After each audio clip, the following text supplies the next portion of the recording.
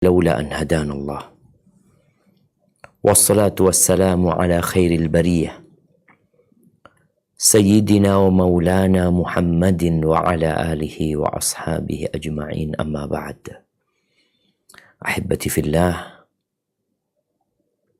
kita berada di bulan Sya'ban, awal bulan Sya'ban, tanggal 3. Allahumma ahillahu alaina bil amni wal iman wassalamati wal islam. Kita memohon kepada Allah Azza wa Jal agar bulan ini dijadikan bulan yang penuh dengan keamanan dan keimanan, penuh dengan keselamatan dan Islam. Banyak orang-orang yang lalai dengan bulan ini, bahkan di masa Nabi alaihi salatu wassalam. Bagaimana beliau ditanya oleh Usama bin Zaid tentang puasa beliau di bulan Sya'ban. Beliau banyak sekali puasa di bulan Sya'ban. Bahkan hampir full beliau puasa di bulan Sya'ban. Kenapa beliau melakukan itu? Apa kata Nabi alaihi salatu wassalam? Dzaka syahrun yaghfalu anhun nas. Ternyata bulan Sya'ban ini adalah bulan yang dilalaikan sama manusia. Baina Rajab wa Ramadan, yang letaknya terjepit antara bulan Rajab, bulan haram. Kalau bicara bulan haram ini, sudah ditetapkan keharamannya sejak penciptaan langit dan bumi. Yang orang-orang jahiliyah pun mengagungkan bulan Rajab wa Ramadan, dan antara bulan Ramadan yang merupakan syahrul Ramadan alladhi unzila fihi al-Quran, bulan diturunkannya Al-Quran. Yang hadir di bulan Ramadan hendaklah berpuasa, bulan pelaksanaan rukun Islam. Sehingga bulan Sya'ban ini ditinggal sama orang. Orang berpikir Ramadan. Nah, kita berdoa Allahumma ballighna Ramadan, Allahumma ballighna Ramadan. Tapi di Sya'ban ini ngapain? Kata Nabi sallallahu alaihi wasallam, turfa'u fihi al-a'mal ila rabbil alamin. Amalan itu diangkat kepada Allah. Selama setahun ini diangkatnya di bulan Sya'ban, diangkat menuju kepada Allah Azza wa Jalla.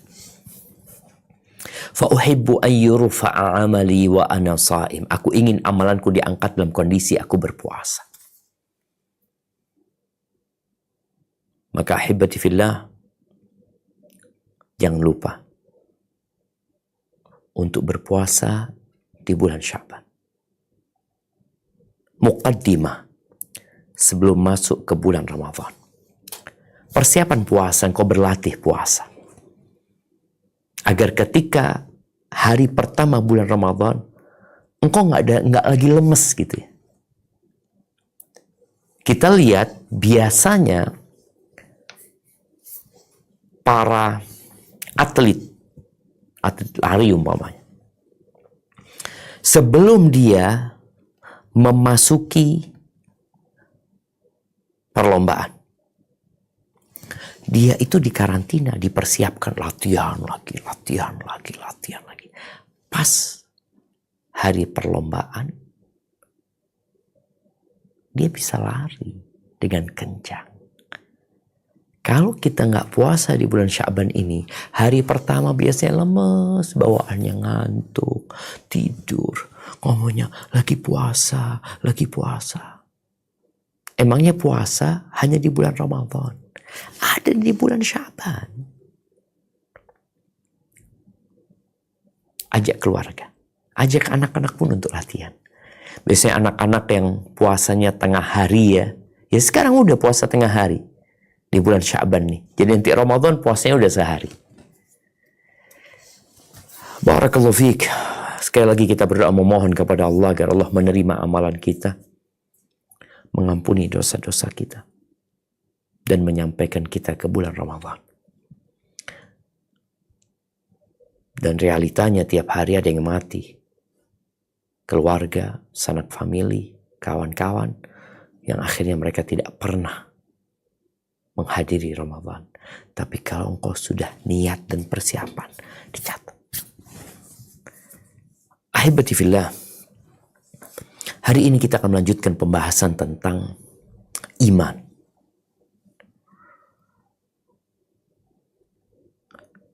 Di pembahasan sebelumnya telah diceritakan bagaimana dampak dosa besar kepada keimanan seseorang.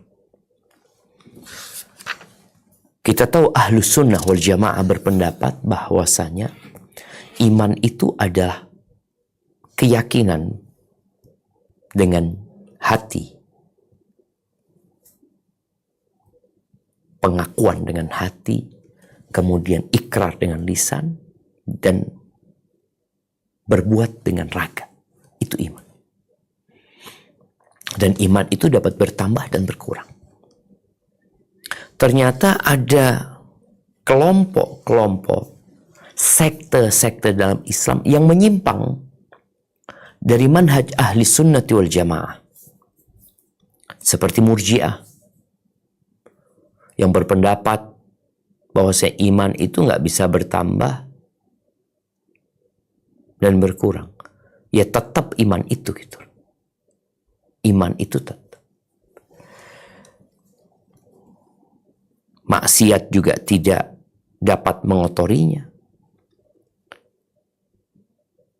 Dia berpendapat bahwasanya kekafiran tidak dapat disucikan dengan ketaatan, sebagaimana kemaksiatan nggak bisa mengotori keimanan.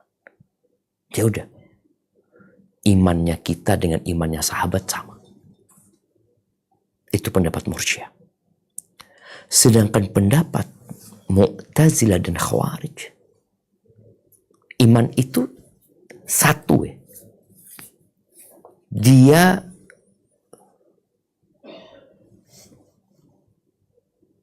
bisa menyebabkan orang yang berbuat dosa besar keluar dari Islam. Bahkan mereka berpendapat ya nggak bisa dipisah-pisahkan keimanan itu. Ketika seorang melakukan perzinaan, ya sudah kafir menurut Khawarij, keluar dari iman dia. Dia keluar dari keimanan. Mereka berpendapat bahwa iman itu seperti pendapat Ahlus Sunnah wal Jamaah. Iman itu adalah keyakinan dengan hati, ikrar dengan lisan, dan amal dengan raga. Itu iman. Dan dia satu. Kalau ada yang lepas, ya udah, dia keluar dari Islam. Makanya mereka berpendapat bahwa pelaku dosa besar itu keluar dari Islam. Sedangkan Mu'tazilah berpendapat bahwa pelaku dosa besar itu statusnya tidak mukmin, tidak kafir. Fi manzila baina manzilatin. Tapi di akhirat ya kekal di neraka nanti. Dan pendapat yang benar sebagaimana sudah kita bahas bahwa Ahlus Sunnah wal Jamaah berpendapat iman itu dapat bertambah dan berkurang.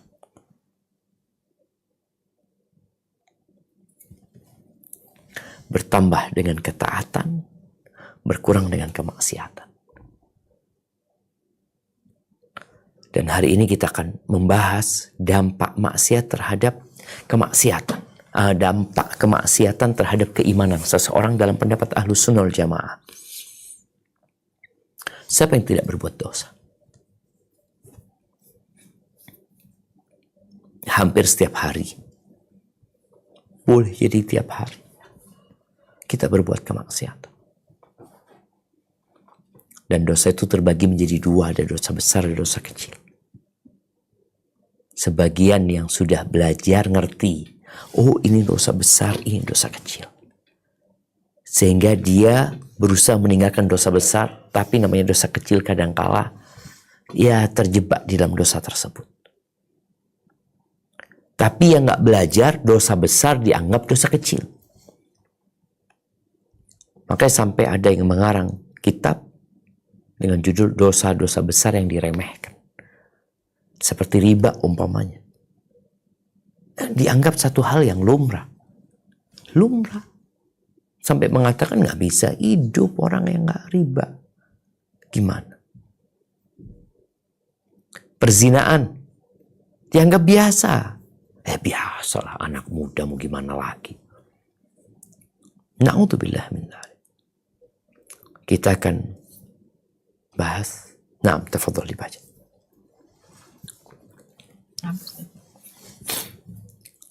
Pasal 6, dampak maksiat terhadap keimanan.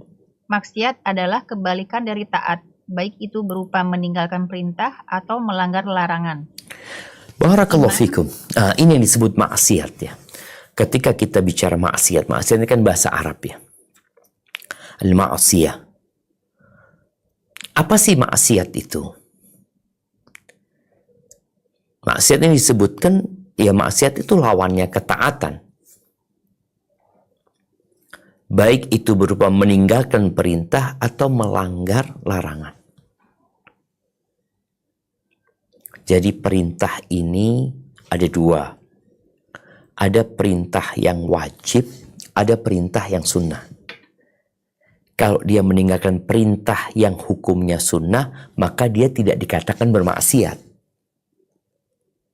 Maka ini perlu dikasih penjelasan. Karena ada perintah yang bukan kewajiban. Nabi SAW memerintahkan kita umpamanya untuk memperbanyak sholat sunnah, memerintahkan kita untuk bersedekah. Ada yang wajib, yaitu zakat.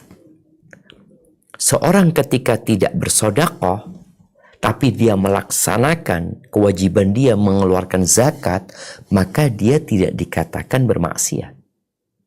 Ini pendapat yang rajih, karena dia kewajibannya dilaksanakan gitu. Tapi yang sunnah dia tinggalkan, dia merugi. Tapi tidak sampai dikatakan dia bermaksiat. Melanggar larangan, larangan ini juga ada dua macam. Ada larangan yang sampai tingkat haram, ada larangan yang hanya makruh. Contoh sekarang, hadis Nabi SAW, naha Rasulullah SAW an bai'is sinnaur. Rasulullah SAW melarang jual beli kucing. Tapi larangan ini sampai tingkatan haram atau makruh. Asalnya larangan itu ya haram gitu loh. Tapi ketika ada qarina, ada indikasi lain yang menyebabkan dia jadinya makruh. Nggak sampai ke tingkatan haram. Ketika yang berpendapat haram, maka jual beli kucing haram. Berarti engkau bermaksiat kepada Allah Azza wa Jalla. Tapi ketika yang berpendapat itu makruh, maka tidak dikatakan bermaksiat. Karena larangan itu, kalau ditinggalkan, dia dapat pahala. Kalau dilakukan, dia merugi. Tapi dia nggak berdosa, nggak dicatat dosa. Cuma dia rugi. Jadi sekali lagi ingat, maksiat itu lawan dari ketaatan. Tapi ketaatan itu tadi, ada ketaatan yang wajib, ada ketaatan yang sunnah. Orang yang puasa Senin Kemis, ya tidak dikatakan bermaksiat. Tapi orang yang puasa Senin Kemis dikatakan orang yang taat dia. Dan kita juga sudah bahas bahwasanya tidak ada amalan yang lebih dicintai Allah daripada yang wajib-wajib. Kemudian ada hamba yang terus mendekatkan diri kepada Allah dengan yang sunnah-sunnah, dengan yang anjuran-anjuran. Sampai Allah cinta kepada dia. Kita perlu belajar mana yang wajib, mana yang sunnah. Supaya apa? Supaya jangan sampai kita sibuk dengan yang sunnah, yang wajib ditinggalin. Ada pertanyaan. Anak punya keluarga Ustadz yang Masya Allah, dia rajin berdakwah. Menyampaikan agama Allah. Dia berangkat dari satu kota ke kota lainnya. Tapi istrinya nggak dikasih nafkah. Seorang yang nggak belajar, Dia akan berpikir, loh ana taat sama Allah, ana menyampaikan agama Allah. Loh tapi engkau punya kewajiban yang kau tinggalkan. Sedangkan dakwah ini kalau sudah ada orang lain yang menyampaikan, engkau jadi nggak wajib. Karena termasuk fardu kifayah umpamanya. Seperti mengurus jenazah, nggak semua orang memandikan jenazah. Nggak semua orang memakamkan jenazah. Apakah orang yang tidak ikut memakamkan jenazah dosa? Oh enggak, karena sudah ada yang melaksanakan. Tapi memberikan nafkah kepada istrimu, kepada anak-anakmu, wajib. Bukan kewajiban tetanggamu, bukan kewajiban mertua, bukan kewajiban siapa-siapa, itu kewajibanmu sendiri. Itu fardu ain. Nah, di sini juga perlu orang belajar.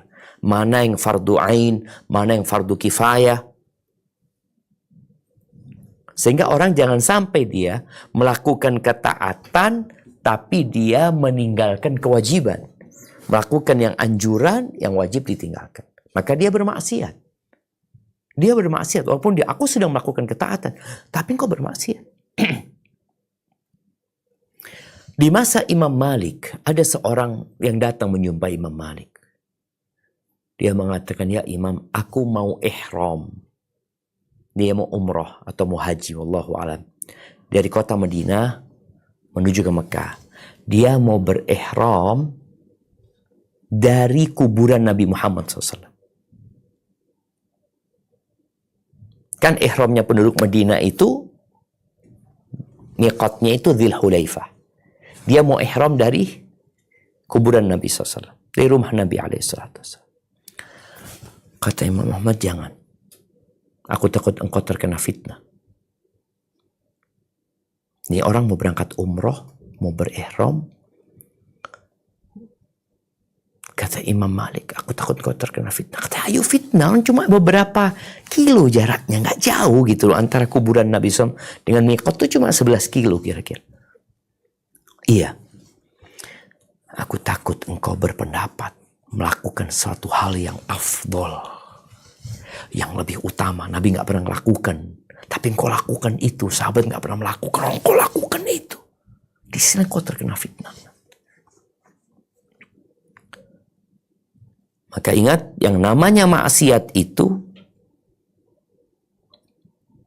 meninggalkan yang wajib, mengerjakan yang haram. Meninggalkan. Kalau dia meninggalkan yang sunnah, tidak dikatakan bermaksiat. Kalau dia melakukan yang makruh, ya, tidak dikatakan dia bermaksiat ketika makruhnya itu bukan makruh haram. Ya, sekedar anjuran untuk ditinggalkan gitu. Jadi ada anjuran untuk dikerjakan, ada anjuran untuk ditinggalkan. Barakallahu fiik. Baik, kita lanjutkan. Iman, sebagaimana dijelaskan, memiliki 70 sekian cabang.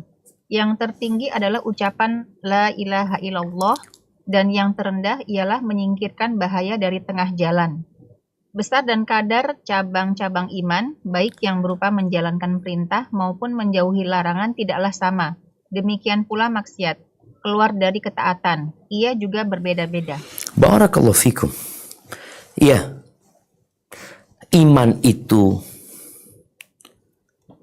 70 lebih cabangnya. Dia seperti pohon, ada cabangnya. Yang paling tinggi puncaknya itu adalah la ilaha illallah. Yang paling rendah imatatul adza anit thariq. Menyingkirkan sesuatu yang mengganggu dari jalan. Ucapan tengah jalan nggak harus di tengah jalan. Kadang-kala di pinggir jalan. Tapi hal itu membahayakan. Maka singkirkan hal itu. Itu termasuk iman. Dan disebutkan besar dan kadang cabang-cabang iman itu tidak sama.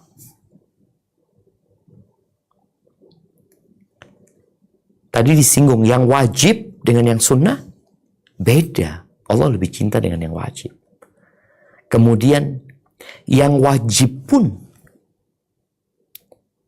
sholat yang 5 waktu itu nggak sama ya. Sholat subuh sama sholat zuhur itu nggak sama. Karena semakin tingkat kesulitan dan kepayahannya itu tinggi, semakin besar pahalanya. Salat asar beda sama salat zuhur. Ketika Allah Azza wa Jalla mengatakan hafidhu ala salawat was salatil wusta wa qumu lillahi qanitin. Kalian jagalah salat yang 5 waktu itu. Salat-salat itu dijaga. Dan salat pertengahan. Nah, di antara makna salat wusta ini adalah salat asar. Berbeda dengan salat maghrib. Itu kalau kita bicara ketaatan, ketaatan pun bertingkat-tingkat. Yang wajib pun bertingkat-tingkat. Ketika berbagi, orang bersodakoh, beda loh. Dia bersodakoh kepada kerabatnya dan bersodakoh kepada orang jauh. Berbeda. Sama-sama sodakoh. Nilainya sama, dia 100.000. Makanya ketika Nabi SAW mengatakan, kalau engkau berikan kepada kerabatmu, itu nilainya sodakatun wasilah. Engkau sodakoh dan engkau menyambung rahim. Tapi kamu berikan kepada fakir miskin, ya sudah sodakoh aja gitu. Nah, barakallahu fikum. Kemudian begitu pula kemaksiatan. Nggak sama. Berzina perbuatan dosa. Tapi berzina sama mahram lebih dosa. Berzina dengan istri tetangga lebih dosa daripada zina dengan orang lain. Mencuri berdosa. Mencuri dari rumah tetangga lebih lagi dosanya. Berbohong dosa. Maksiat berbohong itu. Tapi seorang raja yang berbohong, seorang pemimpin yang berdusta, beda dengan rakyat yang berdusta. Padahal sama-sama dusta. Jadi bertingkat-tingkat. Ada yang tergantung tempatnya, ada yang tergantung waktunya, ada yang tergantung kondisi dia. Berbuat dosa di tanah haram nggak sama dengan berbuat dosa di luar tanah haram. Kita disuruh meninggalkan perbuatan dosa. Bertakwa kepada Allah dimanapun kita berada. Tapi kita sedang belajar nih. Supaya kita semakin takut. Jadi tobatnya beda. Yang kau berbuat dosa di bulan Sya'ban dengan kau berbuat dosa di bulan Ramadan. Makanya seorang yang menghubungi istrinya, bayangin ya. Dia menghubungi istrinya di puasa sunnah nggak apa-apa. Batal puasa dia. Tapi dia menghubungi istrinya di puasa wajib di bulan Ramadan. Subhanallah.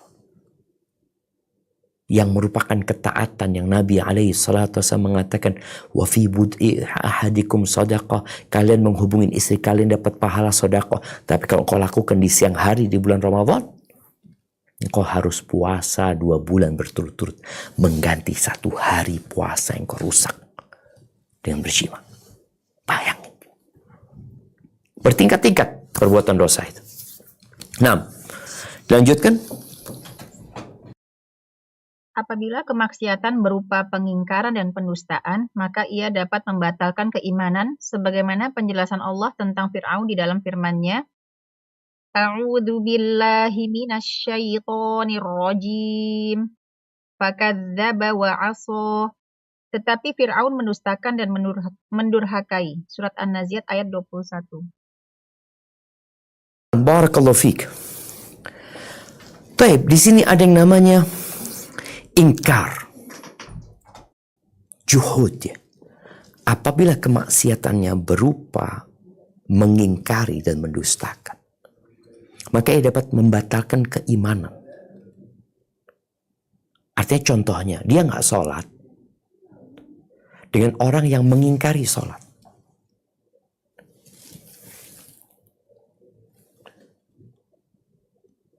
Enggak, sholat nggak wajib kata dia.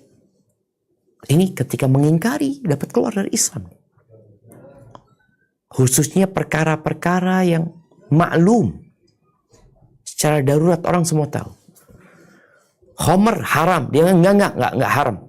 Dia enggak minum khamr, tapi dia mengatakan enggak haram. Zina umpamanya. Dia melegalkan perzinahan. Dia enggak berzina. Tapi dia mengingkari pengharaman zina. Ini dapat keluar dari Islam. Ketika dia mengingkari. Jadi bentuk kemaksiatan itu mengingkari yang wajib atau mengingkari yang haram.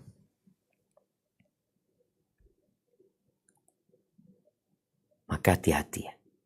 Ada orang-orang yang Islamophobia, kemudian dia nggak setuju dengan aturan Islam. Kalau dia mengatakan nggak, sholat nggak wajib, bagi yang mau aja. Barakallahu fiik. Nah, dilanjutkan. Terkadang tingkatan kemaksiatan bisa lebih rendah dari itu. Kemaksiatan tersebut tidak menyebabkan pelakunya keluar dari iman, tetapi ia menodai kesempurnaannya, kurang atau rusak. Barakallahu fiikum. Nah, tadi ada kemaksiatan yang mengeluarkan orang tersebut dari Islam, dari keimanan. Karena ada unsur pendustaan ya. Ini salah satu contoh. Ada yang tidak. Nggak sampai dia keluar dari Islam, tapi imannya ternodai. Makanya kalau kita melihat hari akhir, ketika Allah Azza wa Jalla membangkitkan manusia dari kuburnya, kemudian mereka tenggelam dalam keringat mereka di saat matahari didekatkan kepada mereka. Apa kata Nabi SAW? Kullun biqadri amali. Semua sesuai dengan kadar amalannya. Makanya ada keringatnya yang sampai ke mulutnya, ada yang sampai tenggelam dalam keringatnya, ada yang sampai ke dadanya, ada yang sampai ke pinggulnya, ada yang sampai ke betisnya, ke lututnya. Semua sesuai dengan amalannya. Itu sebagai hukuman. Tidak sampai keluar dari Islam, tapi tetap berdampak. Nanti di akhiran akan membahas sedikit tentang dampak keimanan atau dampak kemaksiatan dalam kehidupan pribadi muslim. Merusak keimanan dia. Mengurangi tapi tidak sampai mengeluarkan dari Islam. Jadi mengurangi kesempurnaannya tapi tidak sampai menghilangkan keimanan dia. Ini bicara dampak dari kemaksiatan yang kita lakukan. Baik itu dosa besar atau dosa kecil. Seorang yang melakukan riba nggak kafir. Enggak. Tapi berdampak kepada keimanannya. Seorang yang na'udzubillah dia melakukan riswah, suap menyuap umpamanya. Oh, dosa besar. Tapi nggak sampai keluar dari Islam. Baik, dilanjutkan.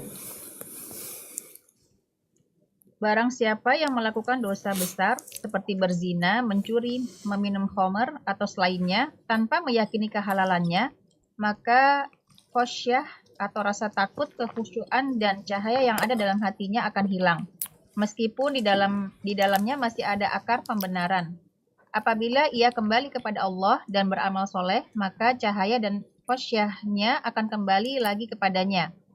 Namun apabila ia terus bermaksiat, maka kotoran di dalam hatinya juga akan semakin bertambah sampai menutupi hatinya. Na'udzubillah. Akhirnya, ia tidak lagi mengetahui yang ma'ruf dan tidak mengingkari yang mungkar. Allahu Akbar jamaah. Ini dampak kemaksiatan.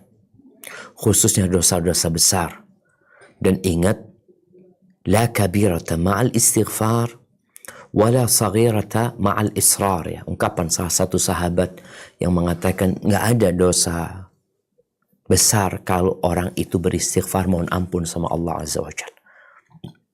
Dan tidak ada dosa kecil kalau terus-terusan dikerjakan. Gunung itu hanya kumpulan dari kerikil. Jadi besar seperti itu. Ketika orang berbuat dosa ya, berbuat dosa lagi, dia punya keinginan bertobat, tapi dia nggak bertobat. Dia mengatakan nantilah kalau aku umur, ya kalau sudah 40 tahun ya, kalau aku sudah menikah. Ada pemuda-pemuda yang kerjanya maksiat, sholat enggak, puasa enggak, zina iya, dan na'udzubillah ya. Na'udzubillah. Ana dengar dari istri ana, yang istri ana dengar dari kawannya yang mantan pelacur, yang udah tobat. Dia cerita bahwasanya pelacur itu paling laris di siang hari bulan Ramadan. Na'udzubillah. Bayangin. Karena istri nggak mau melayani suaminya. Karena tempat-tempat maksiat mungkin ditutup. Dia berzina. Berhubungan sama istrinya saja dia harus puasa 2 bulan berturut-turut, salah satu hukumannya. Gimana kalau dia berzina? Na'udzubillah. Itu tadi Ada kotoran di hatinya menutupi, dan bisa jadi hatinya tertutup. La ya'rifu ma'rufan wa la yunkiru munkaran. Pada akhirnya ya dia udah nggak dikasih tahu, udah nggak ada yang masuk gitu loh. Bahkan ada yang hatinya dengan kemaksiatan dia. Tunggu bentar. Bismillah.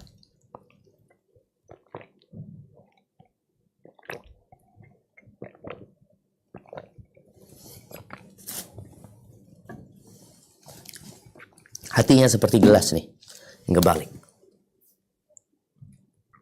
Nggak lagi dia tahu kebaikan.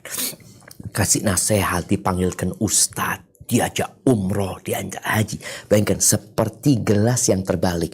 Mau disiramin satu mobil tangki 50.000 liter, nggak ada yang masuk. Kalau masih kotor, dia belum kebalik ya, masih kotor masih ada lah. Tapi ada juga yang kotornya udah numpuk gitu loh.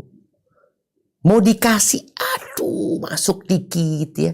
Boleh jadi udah full dengan dosa, belum kebalik, full dengan dosa, tapi udah nggak bisa dikasih tahu.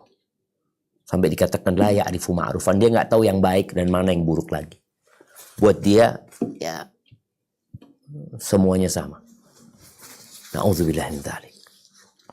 Maka jangan meremehkan dosa. Semua punya keinginan untuk bertobat biasanya. Tapi ada kondisi nanti engkau udah gak bisa tobat. Mau, tapi udah terikat, terbelenggu dengan dosa-dosanya. Sampai ketika ada seorang yang bertanya kepada Abdullah, kepada Hasan al-Basri, yang dia mengatakan, aku itu sudah siapin air untuk berwudu ya. Aku niat sholat malam, tapi aku nggak bangun lagi. Apa? Dikatakan kepada dia, habasatka dzunubuka au qayyadatka dzunubuka. Engkau dibelenggu sama maksiat sama dosa-dosamu gitu loh. Itu yang menyebabkan engkau nggak bisa sholat malam. Jadi melakukan ketaatan pun jadi lemah.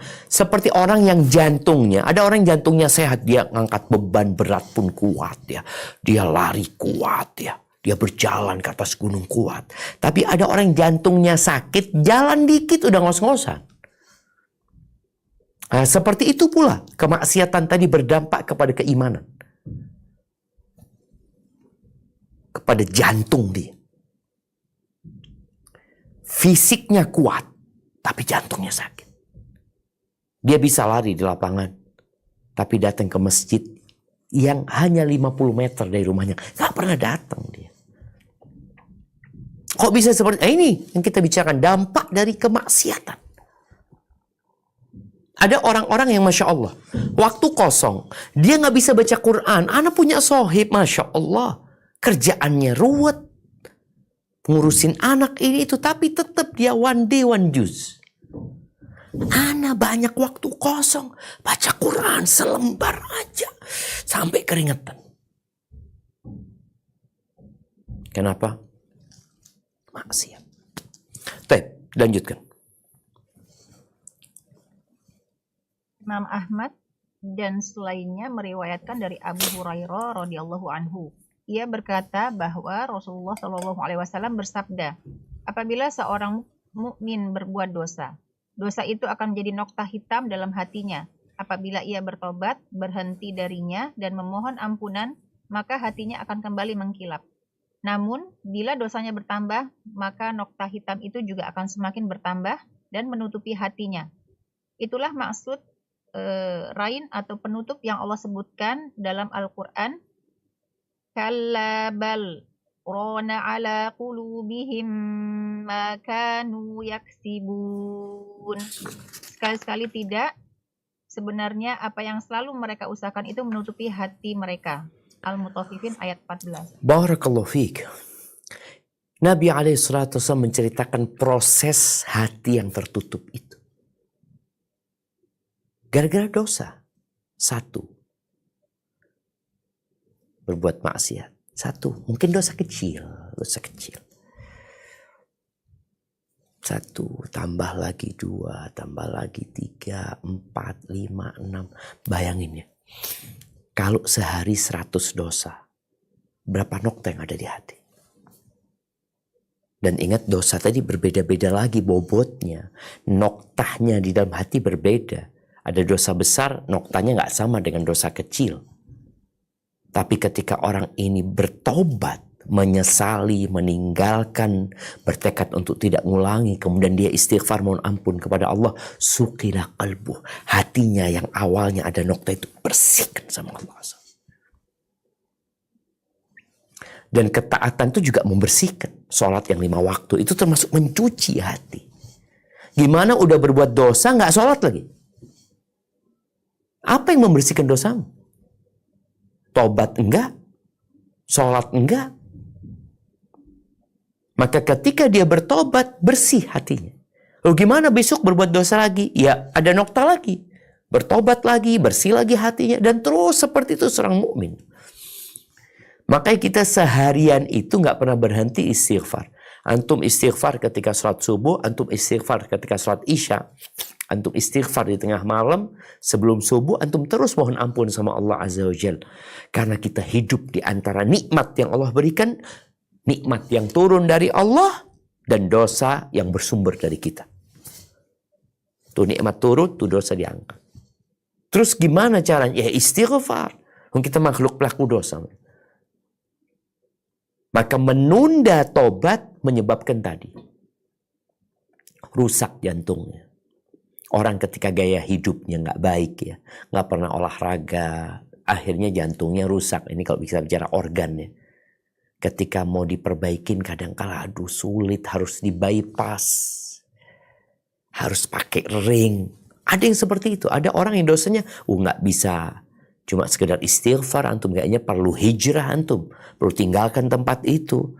Soalnya kalau antum tetap di sana, kembali lagi berbuat dosa. Ada kondisi yang harus meninggalkan tempat tersebut. Maka adalah setiap muslim ya, introspeksi diri. Dia sampai tingkatan yang mana? Rain tadi, penutup noktah itu berapa banyak di hatinya. Dari mana tahu? Lihat bagaimana semangatmu berbuat ketaatan. Jadi ada orang yang condong kepada kemaksiatan. Ada orang yang condong kepada ketaatan tapi ditarik kepada kemaksiatan. Karena setan nggak pernah berhenti. Tapi ada orang yang sudah condong kepada kemaksiatan. Setan udah nggak capek-capek lagi godain dia. Tinggal di permisalannya, tinggal ditepuk, ayo berbuat dosa. Langsung berbuat dosa. Karena dia udah condong ke sana. Tapi ada orang yang condong kepada ketaatan. Setan tuh harus narik. Dia tetap berusaha untuk ditarik sama setan. Didorong sama setan. Dia lawan setan. Tapi kalau sudah terbiasa dengan maksiat tadi, setan cuma tinggal tepuk. Yuk, dosa. Bangun dia berbuat dosa. Na'udzubillah min dzalik. Dan dilanjutkan. Ada sebuah permisalan yang bisa memberikan gambaran pengaruh maksiat terhadap keimanan. Iman bagaikan sebuah pohon besar. Akar-akarnya adalah pembenaran atau tasdik, dan dengan akar itu ia hidup. Cabang-cabangnya adalah amal soleh, dan dengannya pula ia bisa tetap eksis dan hidup. Apabila cabang-cabangnya bertambah, ia akan semakin bertambah besar dan sempurna. Namun, jika cabang-cabang berkurang, maka rusaklah pohon itu. Bila semakin berkurang hingga tidak ada lagi satu cabang dan dahan pun, maka hilanglah nama pohon itu. Jika akar-akarnya sudah tidak mampu lagi menumbuhkan batang dan dahan berdaun, maka akar itu akan mengering dan hancur di dalam tanah. Demikian pula dengan kemaksiatan dalam kaitannya dengan pohon iman. Besar kecilnya atau sedikit banyaknya akan mengurangi kesempurnaan dan keindahannya. Wallahu a'lam. Masya Allah, barakallahu fiik. Subhanallah jamaah. Ini permisalan keimanan. Permisalan seperti pohon. Di Quran disebutkan, wa mathalu kalimatin tayyibatin kasyajaratin tayyibah asluha thabit wa far'uha fis sama. Permisalan kalimat yang baik itu, keimanan, kalimat la ilaha illallah, itu seperti pohon yang akarnya menghujam ke dalam tanah, yang cabangnya ke langit. Tu'ti ukulaha kulla hinin bi'idzni rabbiha, yang terus buahnya Semakin banyak cabangnya, semakin banyak buahnya. Makanya kita lihat ya, pohon yang minimalis ya, pohon yang kecil yang di pot umpamanya, ya pohon mangga, buah dia. Tapi berapa buahnya? Lihat pohon mangga yang besar dahannya, cabangnya banyak. Sampai ada seorang yang cerita satu pohon durian. Itu buahnya 4.000. Ya, semoga Anda nggak salah. Ada seorang ustadz cerita. Besar, cabangnya kemana-mana. Nah, gitulah keimanan kira-kira. Ketika keimanan itu semakin kuat ya, akarnya tadi, al-iqrar ya. Al-iqrar, jadi tasdiknya mungkin diganti dengan iqrar sebenarnya. Yaitu keyakinan yang penuh dengan ketenangan ya, penuh dengan keridhaan. Maka pohon itu jadi kuat. Tapi kalau engkau berbuat maksiat, nah ini dampaknya. Pernah melihat pohon yang mati. Pohon itu kita ngelihat belum mati ya. Kita masih ada ijo-ijo, masih muncul ijo-ijo. Nanti kita datang lagi, habis sudah, kering sudah. Begitu pula keimanan. Dia bisa kering, orang bisa jadi murtad pada akhirnya. Maka perhatikan pohonmu. Seperti apa pohonmu? Apakah sudah memberikan buah? Apakah cabangnya bertambah? Atau sebagian cabang itu sudah kering? Kita lihat ya, ada cabang-cabang yang satu saat jadi kering dia. Orang kadang-kadang mau pegangan, tahu-tahu jatuh. Karena dahannya udah kering. Maka perbanyak istighfar, mohon ampun kepada Allah Azza wa Jalla. Ahibati fillah, kemaksiatan ini membawa dampak negatif kepada kehidupan seseorang. Tadi, cabang-cabang itu jadi mati. Jadi layu pohon tersebut dan boleh jadi mematikan pohon itu. Di antara dampak dari kemaksiatan kepada kehidupan seseorang sebagaimana disebutkan oleh Ibnu Qayyim rahimahullahu ta'ala, yang pertama diharamkan dari ilmu. Dihalangi dari ilmu agama. Kenapa? Karena ilmu itu cahaya yang Allah letakkan di hati, dan kemaksiatan itu mematikan cahaya tersebut. Maka dikatakan ketika Imam Syafi'i rahimahullahu ta'ala belajar sama gurunya Imam Malik, dan Imam Malik takjub dengan bacaan Imam Syafi'i, dengan kepiawaian dan kecerdasan Imam Syafi'i. Lalu beliau mengatakan, Inni arallaha qad alqa ala qalbika nuran. Aku melihat Allah sudah melemparkan cahaya di dalam hatimu. Fala tudfi'hu bidzulmatil ma'siyah. Jangan engkau padamkan dengan kegelapan kemaksiatan. Maka kalau ada orang-orang yang susah belajar, baca buku bermanfaat susah, dengarkan kajian bermanfaat susah, datang kajian, duduk di majelis ilmu, tapi pikirannya kemana-mana.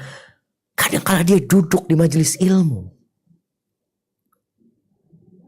tapi dia tidur, main HP. Ini kita lihat siapa. Apa penyebabnya? Kok orang lain bisa menulis, orang lain bisa mencatat, orang lain dapat manfaat, pulang bertambah keimanannya. Engkau pulang gak dapat apa-apa. Hanya meramaikan suasana.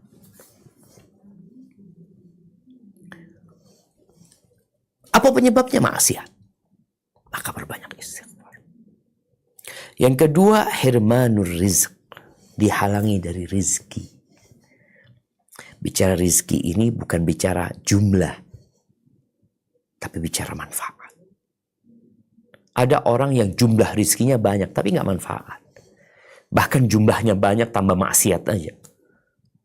Orang lain rizkinya nggak banyak bisa berangkat umroh, dia rizkinya berlipat-lipat ganda dari fulan, tapi dia nggak berangkat umroh, dia nggak berangkat haji.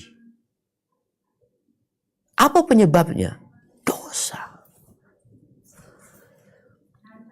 Kata Rasul sallallahu alaihi wasallam dalam hadis riwayat Ibnu Majah, "Innar rajula la yuhramur rizqa bidzambi yusibuhu." Sesungguhnya orang benar-benar dihalangi dari rizki gara-gara dosa yang dilakukan. Tambah rizkinya, tambah banyak pengeluarannya. Keluar ke sana, keluar ke sini, bingung gak jadi apa-apa. Apa penyebabnya? Maksiat. Maka ketika engkau bertambah hartamu, kemudian bertambah lagi hartamu, orang bicara, Masya Allah, banyak banget rezekinya orang ini. Dia dihalangi dari rezeki. Umrah gak bisa. Gak bisa. Ketika punya rezeki, dia berpikir, oh saya akan beli tanah. Saya akan buka usaha. Saya akan. Dihalangi dari manfaat rezeki tersebut. Padahal kita tahu bahwasanya haji itu kewajiban buat yang mampu. Allah berikan kemampuan kepada dia.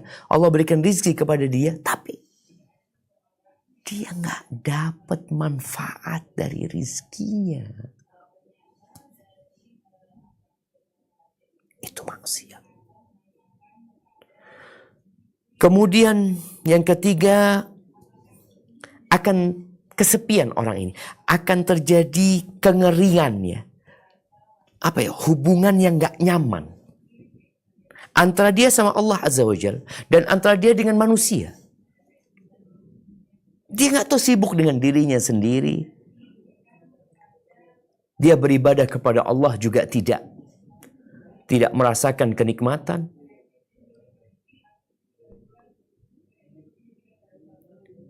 Jadi subhanallah, ada kondisi seorang yang berbuat maksiat itu gak nyaman. Dia beribadah gak nyaman. Berangkat umroh, berangkat haji umpama, di sana pun dia gak, kok kayaknya aku gak diterima sama Allah gitu loh. Sama orang juga gak diterima. Inni la'asillah, ucapan sebagian salaf mengatakan, inni la'asillah fa'ara dzalika fi khuluqi dabati wa mar'ati. Aku bermaksiat kepada Allah, kemudian aku mendapati dampak dari kemaksiatanku itu. Di mana? Di perilaku, di karakter kendaraanku dan istriku. Jadi hubungan kita yang awalnya bagus ya, suami istri yang hubungannya bagus, anak sama orang tua sama anak ya, kakak sama adik. Tahu-tahu gara-gara kemaksiatan hubungan itu rusak. Ketika engkau cari apa penyebabnya? Maksiat ternyata. Sampai disebutkan dalam sebuah hadis,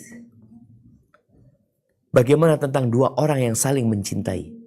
Ma furriqa bainal itsnain. Ma tahabbar rajulani thumma furriqa bainahuma. Tidak dua orang saling mencintai kemudian dipisahkan antara keduanya illa bidzambin ahdathahu ahaduhuma, melainkan karena dosa yang dilakukan salah satu dari keduanya. Dosa.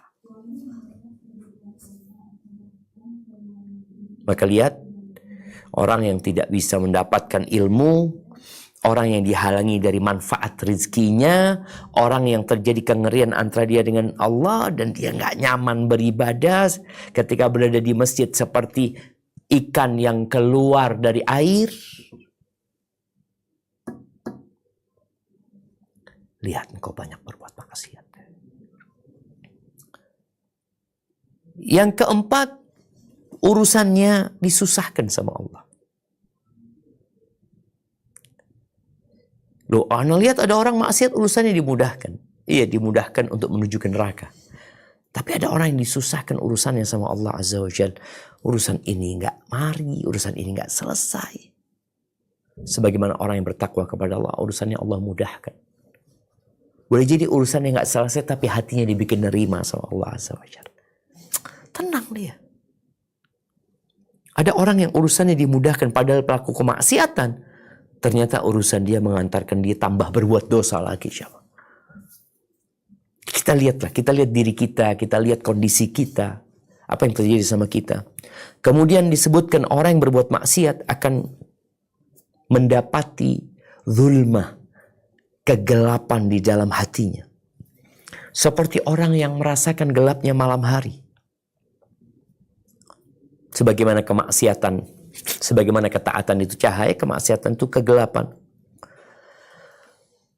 Semakin banyak dosanya, semakin bingung dia berbuat dalam kehidupan ini. Apa aja dia kerjakan nantinya. Kalah. Alhamdulillah. Yahdikumullah yuslih balakum. Kemudian yang keenam, dihalangi dari ketaatannya. Tadi salah satunya orang berbuat maksiat itu nggak bisa berbuat ketaatan. Sholat malam nggak bisa, puasa sunnah nggak bisa, ngaji nggak bisa, zikir nggak bisa. Zikir cuma mau baca subhanallah bihamdi, subhanallah bihamdi, subhanallah, nggak bisa. Apa penyebabnya? Dosa yang dia lakukan. Nah, disebutkan bahwasanya orang yang berbuat kemaksiatan, dia sulit untuk melakukan ketaatan, dan dosa itu melahirkan dosa. Dosa lagi, dosa lagi, dosa lagi, dosa lagi. Mau berbuat ketaatan udah berat buat dia. Yang ada dosa kerjaan. Kemudian yang kedelapan, kemaksiatan itu membuat semangat hati itu jadi lemah. Keinginan berbuat tobat semakin melemah, sampai akhirnya dia udah nggak mau tobat sudah. Dia mungkin istighfar, mungkin tobatnya orang-orang dusta. Lisannya beristighfar, tapi hatinya mau mengulangi dosa tersebut. Itu hatinya jadi lemah. Yang awalnya semangat, aku akan tobat, itu hilang jadinya. Dan yang berbahaya, ketika dia memandang kemaksiatan itu bukan lagi maksiat. Yang awalnya dia benci, akhirnya dia biasa. Seperti yang tadi kita baca ya. Orang itu tidak lagi mengetahui yang ma'ruf dan tidak pula mengingkari yang mungkar. Buat dia semuanya sama aja.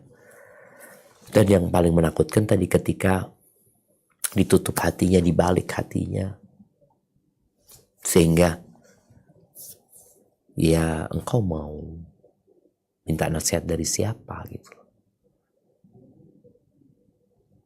Maka yang sekarang terjebak dalam kemaksiatan, segera kembali kepada Allah SWT. Kelezatan ketaatan itu lebih nikmat daripada kemaksiatan. Kenapa? Kelezatan kemaksiatan itu pendek. Bahkan dia melakukan dosa itu dengan hati gak nyaman. Makanya orang yang berzina dengan orang yang menikah berbeda. Orang yang menikah, dia umumkan ke orang-orang. Orang yang berzina, dia sembunyi-sembunyi. Maka ketika seorang melakukan ketaatan itu akan melahirkan ketaatan dan akan terus membuat dia menikmatin ketaatan tersebut. Sebagaimana maksiat akan membuat dia menderita. Bahkan ada orang yang melakukan perbuatan maksiat tidak lagi merasakan kelezatan maksiat itu.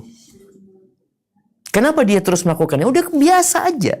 Kan udah jadi budaya dia berbuat dosa. Na'udzubillah min dzalik. Semoga Allah menjauhkan diri kita dari perbuatan dosa. Barakallahu fiik. Baik, mungkin kita cukupkan di sini. Kita masuk ke seksi tanya jawab. Anda kembalikan ke moderator. Barakallahu fiik. Jazakumullah khair Ustaz atas ilmunya hari ini. Jazakumullah khair kepada tim SRB. Suaranya kecil ya, mungkin bisa di. Sekarang Ustaz. Siap. Nah, tafadhol. Jazakumullah khair Ustaz atas ilmunya hari ini. Jazakumullah khair kepada tim SRB. Baik Ustaz, pertanyaan pertama. Assalamualaikum warahmatullahi wabarakatuh. Waalaikumsalam warahmatullahi wabarakatuh. Semoga Allah merahmati ulama terdahulu, Ustadz, keluarga, seluruh tim, seluruh tim kajian serta umat muslim seluruh dunia. Amin. Ustadz, apa hukumnya bekerja bagi wanita yang kemaslahatannya lebih besar sehingga mengharuskan kita bekerja agar bisa membantu menafkahi orang tuanya yang kurang mampu? Nah, Ustadz, itu pertanyaan Naam, pertama. barakallahu fiik. Iya, ahibati fillah. Kita semua punya kewajiban yang sama. Laki-laki dan wanita. Kita punya kewajiban berbakti kepada kedua orang tua kita. Berbakti, berbuat baik kepada mereka, memberikan nafkah kepada mereka ketika mereka tidak mampu. Kalau pertanyaannya, bagaimana seorang wanita yang bekerja? Yang pertama, hukum asalnya wanita itu di rumah. Allah mengatakan, waqarna fi buyutikunna. Kalian tinggallah di rumah kalian. Itu hukum asalnya perempuan di rumah. Karena memang dia punya tugas yang besar. Mempersiapkan generasi masa depan. Dia adalah sekolah buat anak-anaknya. Tapi kalau harus keluar, wala tabarrujna tabarrujal jahiliyatil ula. Jangan kalian bertabarruj, berhias, bersolek seperti orang-orang jahiliyah terdahulu. Jadi kondisi asalnya dia di rumah. Ketika dia harus bekerja, baik dia sebagai seorang istri yang bekerja karena tuntutan umat, karena dia seorang ustadzah, seorang yang dibutuhkan ilmunya oleh orang, atau dia seorang anak yang dia keluar karena dia membutuhkan untuk membantu keluarganya. Maka hendaklah dia melihat niat dia apa.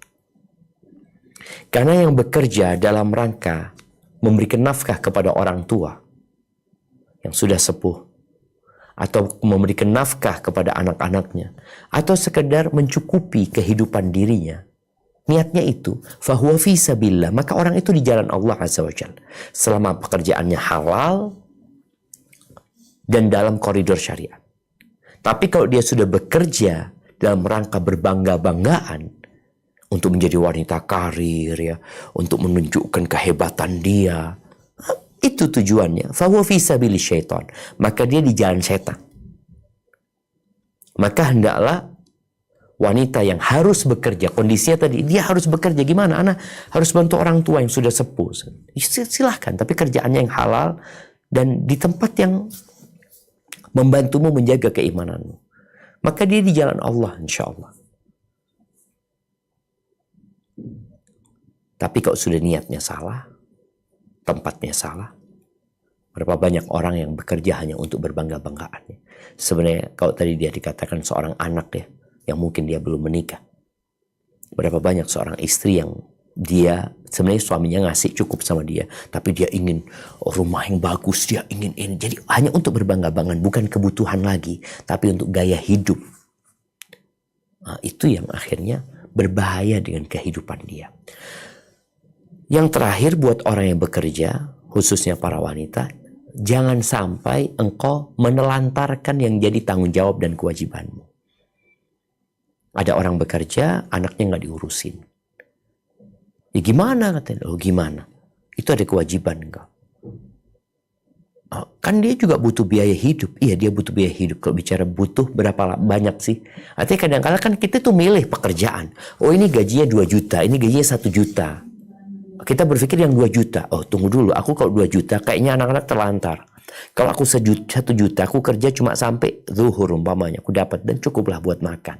Maka tolong jangan sampai engkau menelantarkan yang menjadi kewajibanmu. Tadi kita udah bahas. Ada yang wajib, ada yang sunnah. Yang wajib pun bertingkat-tingkat.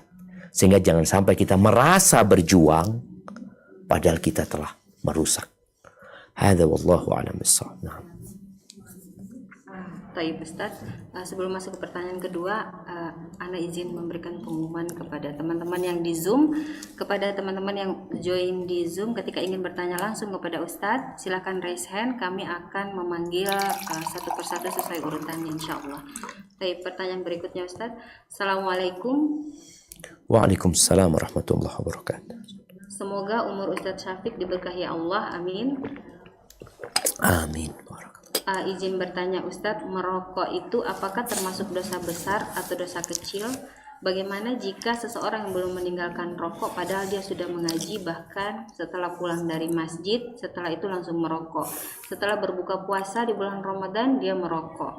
Apakah dampak perbuatannya ini bisa menghapus pahala-pahala amalannya, ataukah amalannya terhapus bak debu yang berterbangan ketika dia ikuti dengan perbuatan yang maksiat merokok tersebut? Nah, Ustaz. Masya Allah, barakallahu fiik. Iya. Tentang rokok, kita tahu bahwasanya ada perbedaan pendapat di antara para ulama tentang hukum rokok ini. Yang mengharamkan dan yang memakruhkan. Jadi ada yang dilarang sampai tingkatan haram, dilarang sampai tingkatan makruh. Jadi ketika makruh, yang berpendapat makruh, jadinya nggak dosa. Kalau yang haram, dosa. Tapi apa dikatakan dosa besar? Mungkin tidak. Nggak sampai tingkatan dosa besar. Namun, tadi juga disinggung bahwasanya dosa kecil itu kalau dilakukan terus-terusan, jadinya banyak, jadinya bertumpuk. Dan Ana melihat yang berpendapat bahwasanya rokok itu haram, dalil-dalil mereka sangat kuat sekali. Sesuatu yang membahayakan manusia, membahayakan orang lain, membahayakan keluarga. Dan bicara manfaatnya tidak ada, sedangkan Nabi SAW Allah menyebutkan sifatnya yuhillu lahumut thayyibat wa yuharrimu alaihimul khaba'ith. Nabi itu menghalalkan yang baik-baik dan mengharamkan yang buruk-buruk. Yang berbahaya itu diharamkan. Dan kita lihat semakin ke sini dunia semakin memojokkan rokok. Nggak boleh lagi rokok di pesawat. Rokok nggak boleh di bus, di kereta, bahkan yang ketemu ngerokok di kereta diturunkan dari kereta, menunjukkan bahwa ini nggak main-main, ini bukan urusan makruh ini. Ini sudah membahayakan orang lain, nggak nyaman orang lain. Disediakan tempat khusus buat mereka. Maka hendaklah umat Islam bertakwa kepada Allah Azza wa Jalla. Tapi bagaimana dengan orang yang sholat, ya dia puasa tapi masih merokok? Ya disinilah hendaklah dia memperbaiki hatinya. Terkadang orang itu ketika memandang ini makruh, sudah dia nggak ada pikiran untuk meninggalkan. Tapi tatkala dia tahu dosa, berbahaya, maka dia nggak ingin merokok sama anak-anak dan istrinya. Masa dia mau bagi-bagi? Dia kadang-kala bagi rokok sama kawannya, tapi sama anaknya, fadl nih, bapak sedekah rokok buat engkau. Nggak ada. Sama istrinya umpamanya, nggak, buruk sekali. Maka ketika dia tahu itu, alhamdulillah ini sebuah langkah atau awal langkah untuk bertobat. Ketika dia mengatakan, nggak, aku tahu ini dosa, kau mungkin tadi punya suami, punya keluarga, ketika engkau tahu itu dosa, insya Allah itu menjadi langkah awal untuk bertobat kepada Allah Azza wa Jalla. Tapi kalau sudah cari fatwa-fatwa yang memudahkan, ya dia nggak akan bertobat, kecuali kena penyakit. Bertobatnya bukan karena Allah, bertobat karena penyakit. Makanya ketika sakitnya sembuh, ngerokok lagi dia tuh. Kalau dikatakan apakah itu dapat menghapuskan amal? Tidak. Ya, kalau kita bicara dosa ini, ada dosa yang dapat menghapuskan amalan umpamanya. Seperti riya, ya, ujub. Tapi ada dosa yang tidak menghapuskan amalan soleh dia. Apakah dengan dia ngerokok puasanya jadi nggak diterima? Tidak. Tetap insya Allah apabila syarat rukun puasanya terpenuhi, maka semoga diterima sama Allah. Cuma ketika dia merokok, ya akan terhitung dosa lagi. Bukan berarti amalannya hilang ya. Kalau dikatakan dia sudah ngaji, ya banyak orang-orang sudah ngaji yang sulit meninggalkan rokok karena udah jadi kebiasaan. Tadi udah jadi budaya dan tradisi. Sehingga ketika meninggalkan rokok, berat dia. Seperti itu, wallahu a'lam bishawab. Nah. Berikutnya, Ustaz. Assalamualaikum, Ustaz. Waalaikumsalam warahmatullahi wabarakatuh. Izin bertanya, mohon dijelaskan yang termasuk dosa-dosa maksiat. Apa itu, Ustaz? Nah, kalau bicara dosa-dosa maksiat, tadi kan udah dibahas bahwasanya maksiat itu meninggalkan yang wajib atau melakukan yang haram. Jadi ya tinggal disebut apa yang jadi kewajiban. Kalau pertanyaannya apa dosa-dosa besar, ya disebutkan dosa-dosa besar itu definisinya adalah dosa-dosa yang diancam neraka atau diancam murka Allah, amarah Allah, atau ada hukuman pidananya di dunia. Itu dosa besar. Contoh dosa besar, meninggalkan sholat, berzina, sihir, riba, makan harta anak yatim, menuduh wanita muslimah berzina, lari dari medan perang, kemudian tadi kita sebutkan riba ya, dan diantaranya mengambil upeti, termasuk dosa besar, durhaka sama orang tua, memutuskan silaturahim. Itu contoh dosa-dosa besar. Tapi yang jelas tadi, dosa besar itu dosa yang diancam neraka, seperti ar-rashi wal murtashi finnar, orang yang menyogok dan disogok itu di neraka, itu ada ancaman, membunuh, itu ada hukuman pidananya di dunia, kemudian Allah akan murka sama dia. Ini kondisi dosa-dosa besar. Jadi kalau bicara secara umum, tadi udah disebutin, dan maksiat itu artinya adalah meninggalkan kewajiban atau melakukan yang diharamkan. Kewajiban ditinggalkan, yang haram dikerjain, nah itu maksiat. Dan maksiat ada dua, ada yang besar, ada yang kecil. Barakallahu fikum. Nah, Ustaz.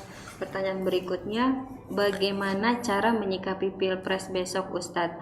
Ikut memilih ataukah cukup berdoa saja? Kemudian, mengenai pemilihan wakil-wakil rakyat, jika kita tidak mengenal caleg-calegnya, apakah kita pilih melalui partai pengusung atau sebaiknya tidak memilih, Ustadz? Syukran. Masya Allah, barakallahu fiik.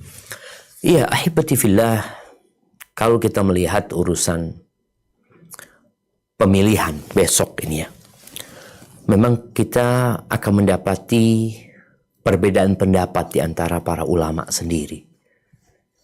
Apakah turut serta atau meninggalkan? Hukum asalnya nggak perlu kita ikut-ikutan. Hukum asalnya. Karena memang ya kalau kita bicara lihat sistemnya, sistem yang tidak sesuai dengan syariat. Kalau ikut kebanyakan orang itu, ya kita tahu 8 miliar manusia yang ada di bumi ini, yang 6 miliar itu non-muslim. Bisa bayangin ya, kalau ngikutin suara terbanyak, sampai ada yang mengatakan suara rakyat, suara Tuhan, umpamanya. Itu suara 6 miliar manusia nggak beriman. Yang beriman cuma 2 miliar.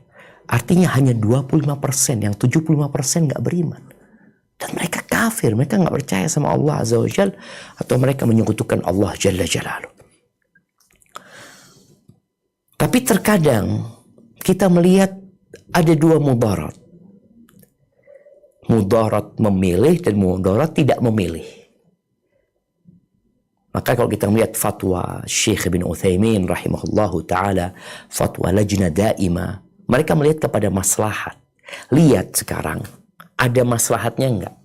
Oh, ada mudarat. Baik, mudaratnya ini mana yang lebih besar? Engkau tidak memilih atau memilih? Kalau mudaratnya, kalau engkau tidak memilih, suaramu akan dipakai sama orang. Tentunya yang menggunakan suaramu ini orang-orang yang jahat. Sehingga yang akan terpilih adalah orang-orang yang nggak benar. Karena kita tahu ada orang-orang yang rakus, yang ambisi kekuasaan.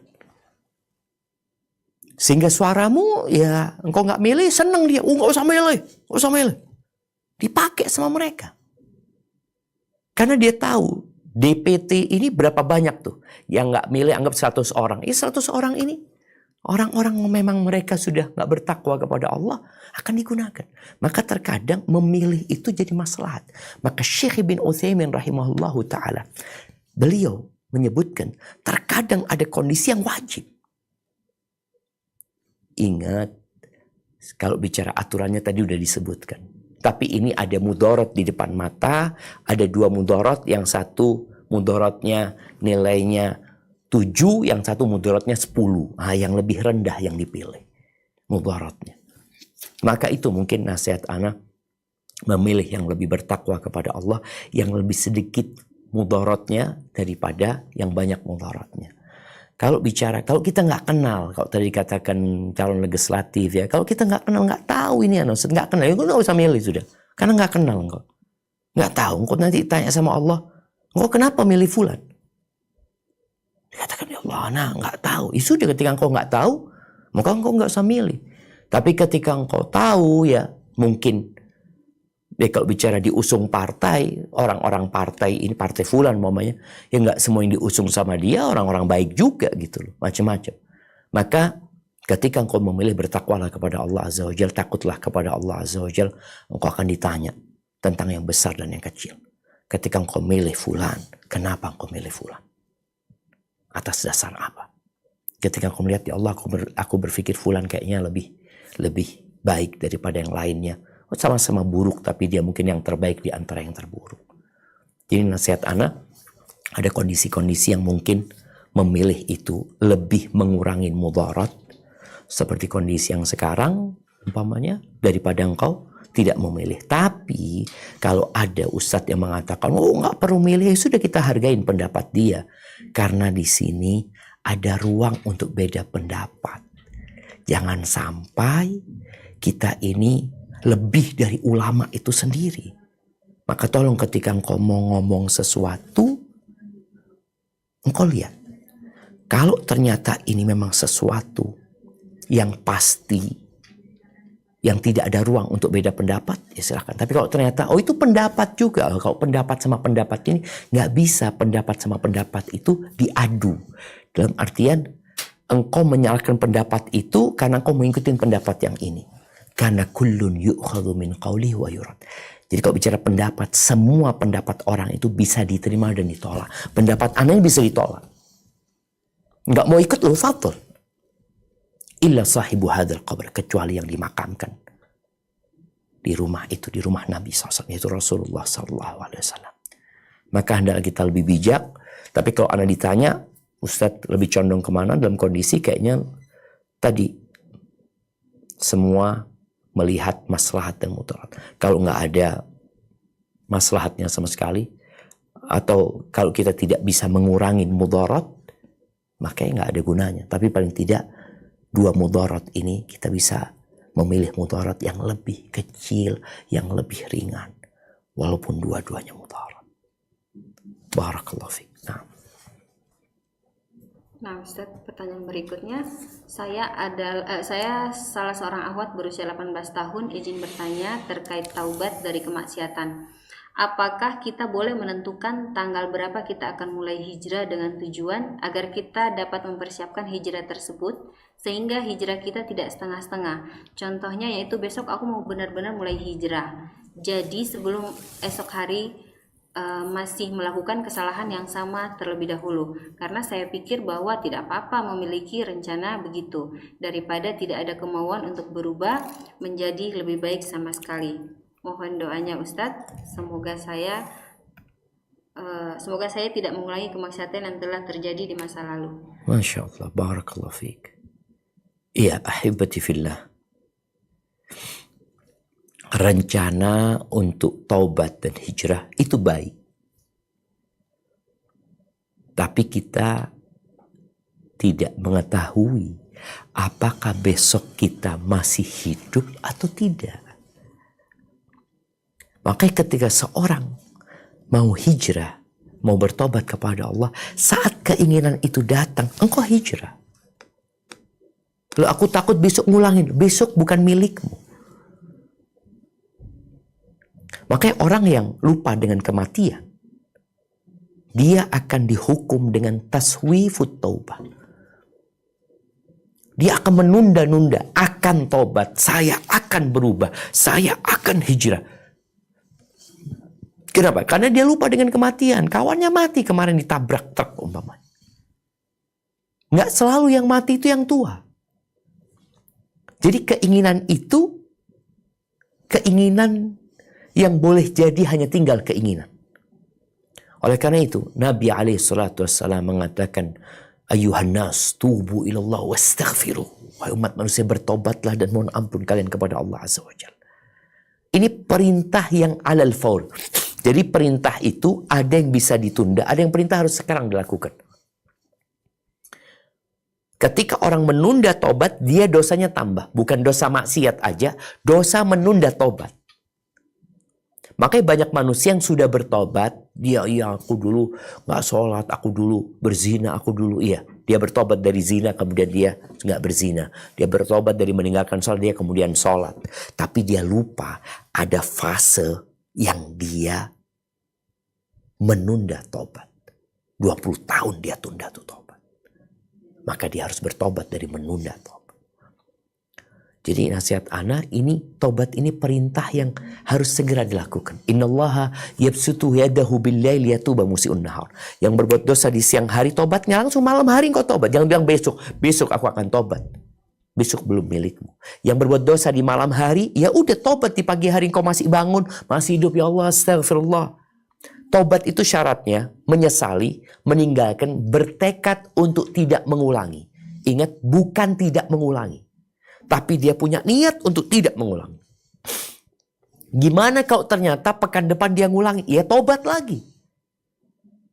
Ada bisikan setan yang mengatakan, udah apa gunanya kau tobat sekarang? Besok kau ngulangin lagi. Udahlah sekalian nanti tobatnya. Jangan kau menurutin setan.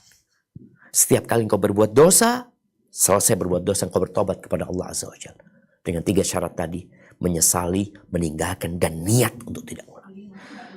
Niat. Pasangan enggak, aku enggak, udah cukup. Ya Allah bantulah aku ya Allah untuk tidak ngulangin.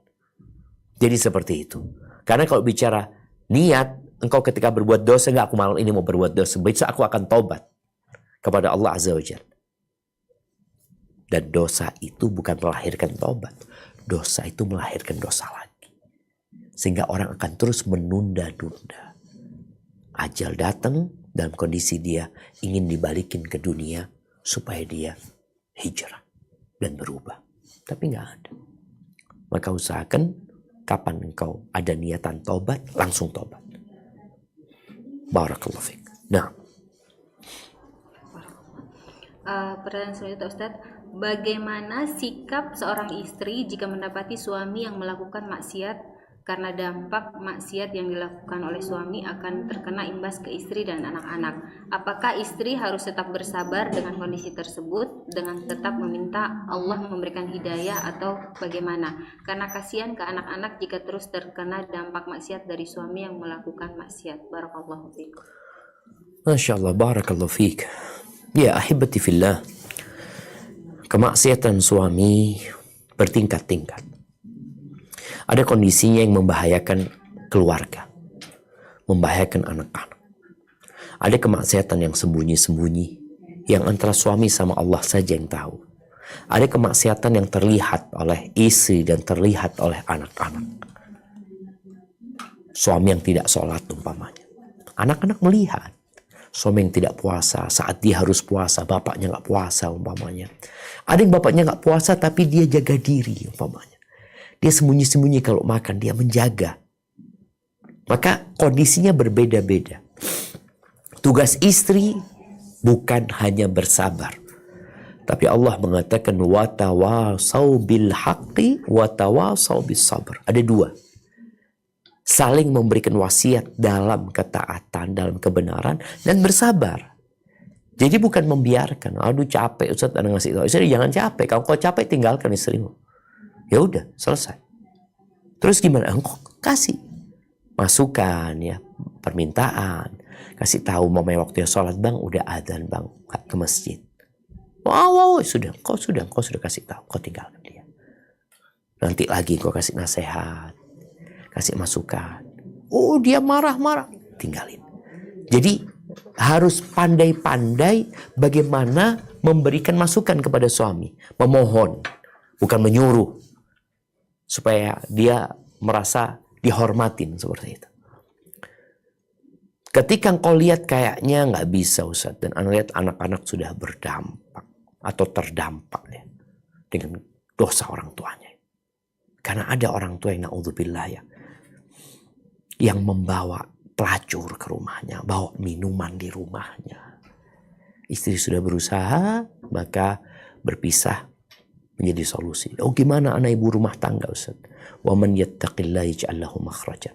Barang siapa bertakwa kepada Allah, Allah akan berikan solusi. Maka engkau yang lebih tahu. Kalau engkau akan terus bertahan di rumah tangga tersebut, bagaimana engkau mau kondisikan anak-anak supaya nggak kayak bapaknya. Dan bagaimana engkau tetap berusaha memberitahu bapak. Hadza wallahu a'lam bissawab. Berikutnya Ustaz, Assalamualaikum. Waalaikumsalam warahmatullahi wabarakatuh. Izin bertanya, apakah meninggalkan kemaksiatan pasti akan bahagia? Jika terus-terus terbayang akan kemaksiatan tersebut, bagaimana? Afwan, meninggalkan kemaksiatan akan berbahagia? Kemaksiatan apakah akan bahagia? Tetapi kita terus-terusan terbayang akan kemaksiatan tersebut, Ustaz. Barakallahu fiik. Iya, ahibati fillah, orang yang berbuat maksiat itu sebenarnya mengikuti syahwatnya. Jadi ada hormon di dalam tubuh manusia itu, hormon kesenangan. Ketika dia berbuat maksiat, dia merasakan kelezatan, enak. Tapi sebentar. Ketika dia melakukan ketaatan, meninggalkan kemaksiatan, dia akan bahagia, dia akan tenang, dia akan damai hidupnya. Tapi setan gak pernah berhenti karena dia gak suka. Engkau dulu kawannya setan ditinggalin ya marah-marah kawannya. Maka dia bagaimana membuatmu mengingat dosa-dosamu ya. Masa engkau gak kepingin lagi. Di situ ada kesenangan, ada kelezatan. Karena mengikuti nafsu. Nafsu itu kan tadi keinginan-keinginan yang bersenang-senang saja. Sedangkan ketaatan ini ya perlu perjuangan. Allah Azza wa Jalla mengatakan alladzina amanu wa tatma'innu qulubuhum bi dzikrillah. Ala bi dzikrillah tatma'innul qulub. Orang-orang beriman nih ketika seorang menjalin hubungan sama Allah Azza wa Jalla dan hatinya tenang dengan mengingat Allah Azza wa Jalla. Karena nggak ada ketenangan itu kecuali dengan zikrullah. Nah, kayak kalau kita lihat di negeri-negeri yang penuh dengan kekufuran, di tempat-tempat yang penuh dengan kekufuran, mereka itu perlu banyak hiburan. Karena mereka hidupnya tidak berbahagia. Hiburan lagi, hiburan malam, hiburan pagi. Obat-obat terlarang ya. Di sana lakunya. Kenapa? Karena orang-orang nggak bahagia. Cuma mendapatkan kesenangan tapi tidak mendapatkan kebahagiaan. Maka kau rasakan ketika kau melakukan ketaatan, ya Allah. Sampai ada para ulama ya yang mereka sedang menyeberangi sungai Jordan kalau nggak salah. Mereka merendam kakinya di sana ya sambil ngobrol sama teman-temannya. Mengatakan, lau alimatil muluk wa abna'ul muluk ma nahnu fihi minas sa'adah. Kalau raja dan anak-anak raja tahu perasaan kebahagiaan kita, dia akan mungkin bantai kita dengan pedang untuk mengeluarkan kebahagiaan tersebut. Tapi yang jelas, dampak kemaksiatan masih datang. Pikiran-pikiran buruk itu datang. Karena di situ ada kesenangan. Di sini ada perjuangan. Barakallahu fiik. Mungkin kita ke pertanyaan terakhir. Nah, barakallahu fiik. Baik, Ustaz. Assalamualaikum, Ustaz. Waalaikumsalam warahmatullahi wabarakatuh. Afwan, saya mau bertanya, jika mencicil rumah melalui KPR dengan akad di awal mengetahui jumlah harga rumah dengan bunga dan kita setuju, apakah itu tetap riba dan dosa besar, Ustadz? Jazakallahu khairan. Masya Allah. Disinilah jamaah ketika kita tahu ada bunganya. kita tahu ada bunganya, ada ribanya, dan kita ridho, maka kita terlaknat. Maka dilaknat orang yang makan riba dan yang ngasih makan riba, yang nulis, yang menjadi saksi. Dilaknat. Jadi riba ini akad yang terjadi ridho dengan ridho. Beda dengan merampok. Yang satu nggak ridho. Riba ini ridho sama dia. Dan dia tahu. Engkau tahu kan dari awal. Iya. Cuma akad ini diharamkan. Dilaknat orangnya. Nggak sah akad itu jadinya. Terlarang. Cuma mereka saling ridho. Maka dipikir dengan saling ridho. Oh ya sudah jadi halal. Enggak. Engkau melakukan riba. Apalagi engkau akan setuju. Menyetujui akad yang dilaknat sama Allah SWT. Maka segera bertobat kepada Allah Azza wa Jalla. Kalau engkau bisa berlepas diri, lepas diri. Kalau nggak bisa, yang kau bertobat dengan diselesaikan cicilan tersebut. Dan kalau bisa, ribanya dihilangkan. Barakallahu fiik, itu yang dapat kita kaji pada kesempatan kali ini. Kurang lebihnya mohon maaf, yang benar dari Allah Jalla Jalaluhu, yang salah dari diri anda pribadi. Allah dan Rasulnya terbebaskan dari kesalahan itu. Sampai berjumpa kembali. Semoga senantiasa dalam lindungan ilahi. Subhanakallahumma bihamdika asyhadu an la ilaha illa anta astaghfiruka wa atubu ilaik. Wassalamualaikum.